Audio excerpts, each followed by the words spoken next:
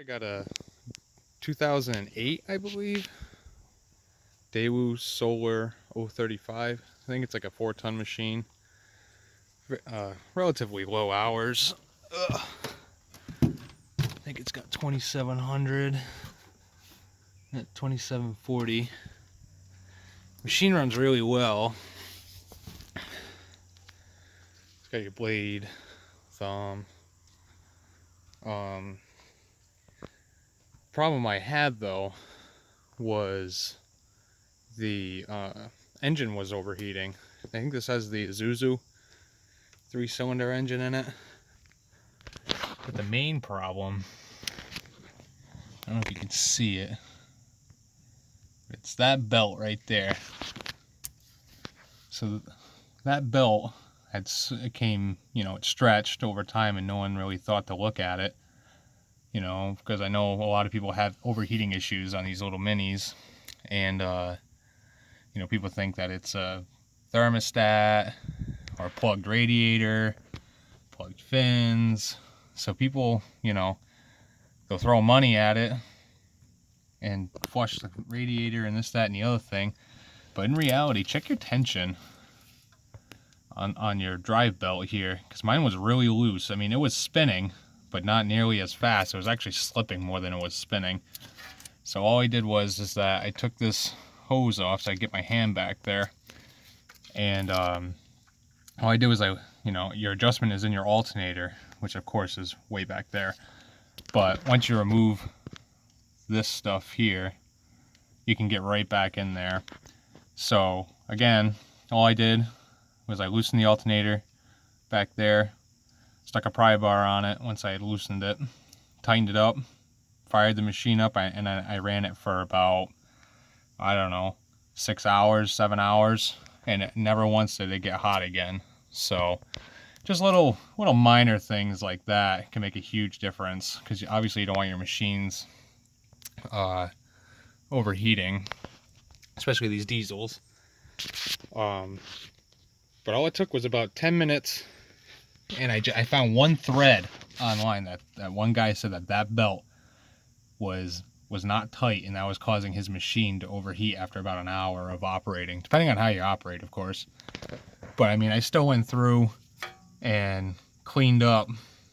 I power washed the radiator. I mean, topped it off. My coolant wasn't dirty, so but I power washed that. And then I power washed this, of course. So, I mean, it's got a pretty nasty ding right there, but that's how I got it. But just take the minute to look at your machine. There's not a lot of info on these Daewoos. Not very popular over here. I mean, I'm in New England.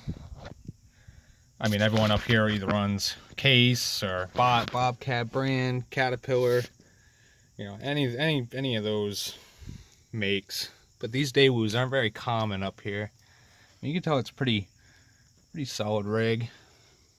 It does have a hard starting issue after it sits for a while.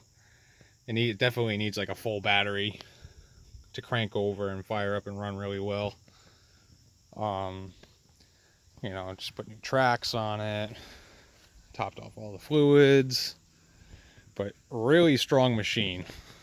Really strong machine. I mean, I only paid about $7,500 for this, which is pretty good, because the previous owner said it had a heating issue, or it was getting too hot too fast, and he didn't want to deal with it. So as soon as I got here, all I did was I looked, ran it, noticed the fan wasn't spinning as fast as it should have been, checked the tension on that pulley. Then there was very little tension. So just that little bit of knowledge saved me about $4,000 on the price. I mean, considering the hours and the shape and everything, that everything's really well. Plus, it had new tracks put on it. It had all the cylinders were all resealed over time, and it all came with paperwork. But like I said, there's not a lot of info. Not a lot of info on these Daewoos. I mean, they're all pretty much the same, all of these makes, but like I said, this is an 035 Solar.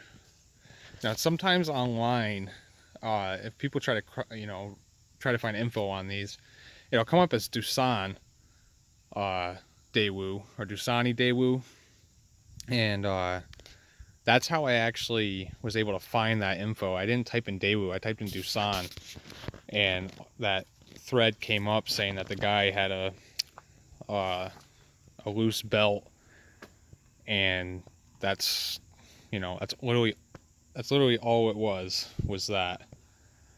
And I had it running within hours. I mean, I was able to just from doing that little fix, you know, I did all my firewood, you know, redid my whole driveway with this blade and backfilling and everything. But just a little you know, just a little info for anyone who buys these Daewoos or overlook them or end up having a similar issue on a different brand. Check your water pump pulley. Check the water pump pulley and check your belt. Because that just saved me a lot of time and a lot of headaches just by doing that. Obviously, make sure everything's clean. You know, power wash it, make sure, you know, because even if that core, them fins, if they get the slightest bit of dust, dirt, mud, whatever, that can affect cooling like dramatically, especially on these machines, because there's obviously not a lot of room for it to suck air in.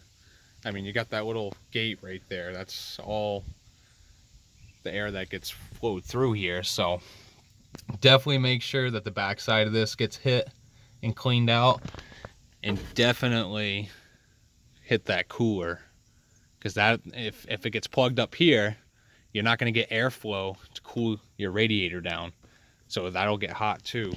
But if your pump isn't spinning as fast as it should either, it's not going to spin the fan where it needs to get the right, you know, airflow through the radiator to cool it down.